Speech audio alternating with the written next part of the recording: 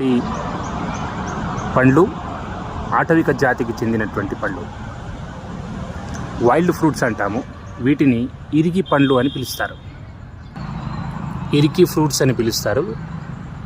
ఇంకో పేరు బంక పండ్లు అని పిలుస్తారు. ఇవి సాధారణంగా వర్షాకాల ప్రాంతంలోనే ఎక్కువ మట్టుకు అవుతుంటాయి. ఈ పండ్లు లోపల బాగా జిగటగా ఉంటాయి. అయితే మనం ఈ పళ్ళను నోట్లో తీసుకొని బాగా చివికి వాటిలో ఉండే రసాన్ని మనం పీల్చుకోవచ్చు. మరి ఈ విధంగా ఉండేటటువంటి జిగట పదార్థం అనేటువంటిది మన రక్తంలో ఉండేటటువంటి ఏవైనా గడ్డకట్టినటువంటి చిన్న పరిమాణంలో ఉండే నానో పరిమాణం ఉండే రక్త గడ్డ కణాలను, అదేవిధంగా రక్తాన్ని శుద్ధిపరుస్తుంది. కారణం ఈ పండ్లలో ఎక్కువ మొత్తంలో సాపోనిన్ ఉండడం. కాబట్టి ఈ పళ్ళు చాలా ఔషధ గుణాలను కలిగి ఉంటాయి. ఇట్లు మీ డాక్టర్ పి శివకుమార్ సింగ్.